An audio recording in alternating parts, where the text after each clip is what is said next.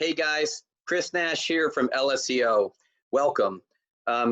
First of all, I just would like to say I hope all of you guys are staying safe out there. For those of you that have been directly affected by this pandemic, our hearts and thoughts go out to you guys.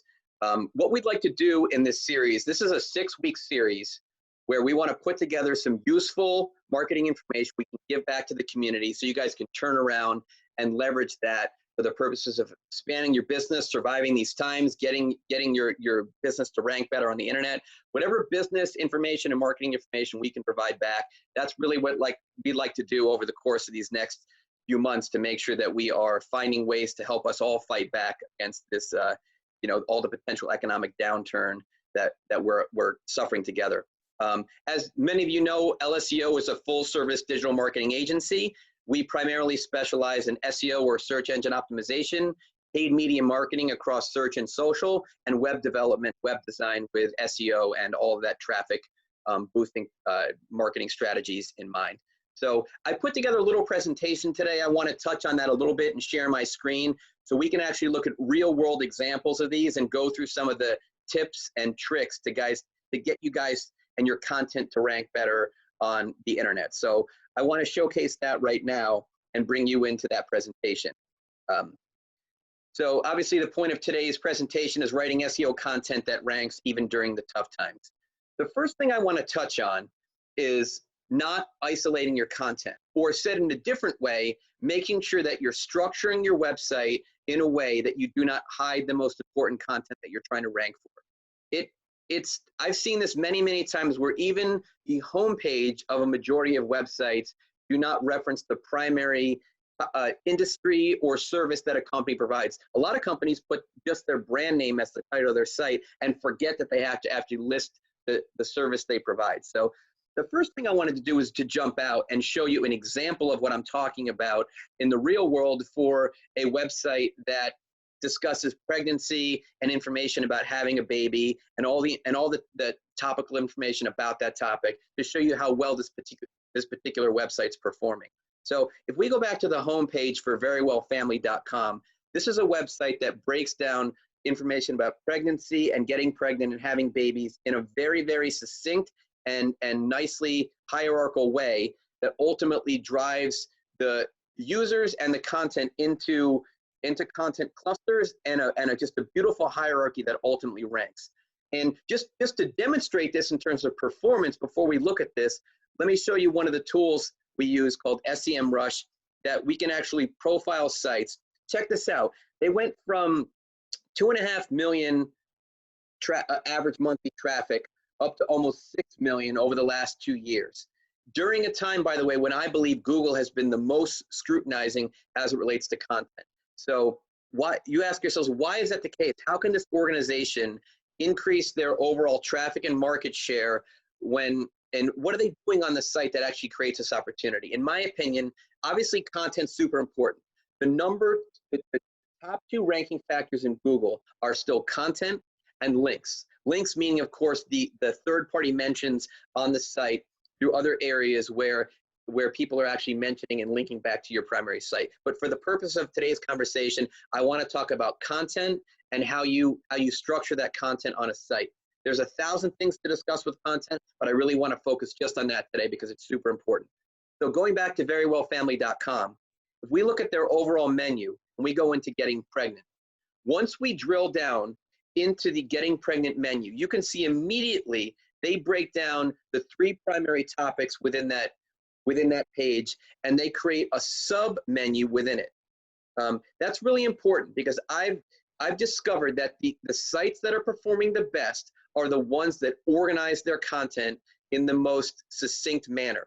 Now let's look at the flip side of that, and I'm going to pick on this company because they ultimately did not choose to work with us. So I want to highlight them for that reason, but more realistically, I want to highlight them, and I'm not joking, because you can see what they didn't do on the internet and within their site structure to ultimately have the opportunity to rank. So let me first show you the real world traffic on their site. You can see they had a peak up here at almost 1.5 million, dropping all the way down to only 260,000 traffic. I mean, that is that is a precipitous drop, and there's a reason for it. So let's actually look at their website for a moment and talk about their site structure. If we jump over here to their primary landing page, literally the topic on their site is Meet Ava. Now, they have a strong brand and they're generating a ton of traffic. The problem is they're missing the boat on non-branded traffic, which is really important.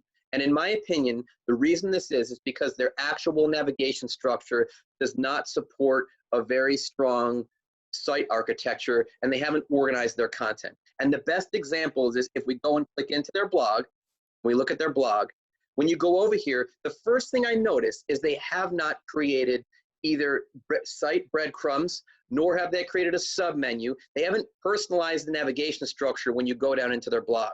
So, by the way, both these websites have information about fertility, but one of them is not organizing their content properly.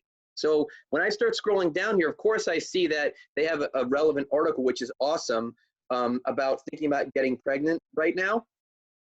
And then information on the coronavirus. So this is really important because you have to be top of mind and have information that's relevant and current, but at the same time, it's not organized. And so because I don't see a very succinct organizational structure, I don't think Google's going to understand it either. And I don't think this drop in traffic that we're seeing right here is an accident, because they have not created consistent navigation. They haven't actually organized that content. So all that sub-content doesn't support that primary fertility topic that they're ultimately trying to rank for. And let me just give you one more example of that. If we look at, and this is obviously a company that's in our CEO's portfolio, but this is an organization that we have dedicated resources to structuring their website in a way that breaks down their content. Look at that organic growth of traffic over time. It's awesome. The primary way that we've been able to do that is by organizing their content. And in this case, Special Guest App is a website that enables you to connect talent with people looking for talent, and then the app connects them together. But on the site, we've actually built categories within all this talent, so you can drill down if you're looking for musicians or if you're looking for entertainment within a particular category for parties. There's all these categories in the site that help structure that, and that gives Google a really awesome indication about what the particular pages are about, and the results speak for themselves. So jumping back over into the presentation, I wanted to show you those real world examples, but again, it really is about site structure. Do not bury that content in a blog that does not ultimately reference the primary components of your website. If you're a law firm and you're writing about bankruptcy law, do not hide your content in a blog that doesn't even reference the parent category bankruptcy. If you hide it, Google's not going to find it either. Obviously, page structure in itself is important. We'll talk about that in a moment. You must keep it relevant and purposeful. And again, this is a graph showing site hierarchy. Just think of it just like you would if you are breaking down an employment structure. You think about the CEO and then the presidents of particular divisions and the vice presidents and managers. Same concept with content. You have to have the primary topic at the top, and then you have to break it down into the subtopics underneath. So supporting content is vital. If you're gonna write about a topic, I'd rather you go in depth versus dabbling with a bunch of independent articles that talk about disparate topics. Write supporting content. Again, like take the bankruptcy example. Write information about what is bankruptcy, what are the pitfalls to avoid, what are the top 5 resources. Make all those independent pages and link them all back to your parent bankruptcy topic. Don't hide all those in separate places in the blog. Make sure they support each other. And then within the page itself, you need proper page structure as well. So we'll talk about that when we talk about the actual content. And obviously right now you don't want to connect content that's not relevant and purposeful. People are concerned about their families, they're concerned about their health right now. You don't want to miss the boat completely and not connect with that. So again, take the bankruptcy example. Obviously right now people are going to be very concerned about their finances. They're going to want resources and examples of what to do during this time. So you could be totally top of mind. Now, of course, once you make your content, what do you do with it? Well, you have to make your content structured properly and digestible. Same thing applies within the individual content than it does to the broader internet and then individual websites. You must create the structure for it. So you have to have proper headings. You have to bullet your topics, or at least make them in digestible nuggets, and then ultimately break up the site with nice visuals, nice headings, call outs on the page, etc. And I'm going to show you an exact example of that. So obviously you want to craft headings, and you want top information on the page that's relevant to what people are actually looking up. Don't use insider jargon to talk about a topic. Write the topic on what people are out there looking for on the internet. That's super, super important. So I want to show you an example of that on our own website, where we wrote a piece about company culture. So we want this to be the ultimate guide to company culture. You can see right out of the gate, when I scroll down here, we have our video podcast that we've inserted into the blog. So right out of the gate, we have integrated media into the piece. What's most important though, and if we go back, for example, in the presentation here, we're talking about bullets, and we're talking about making sure that you break up the piece. So in this case, you can literally jump to all the relevant parts of the site, and all the relevant parts, of this particular content piece by having jump links, or effectively a table of contents at the top of the piece.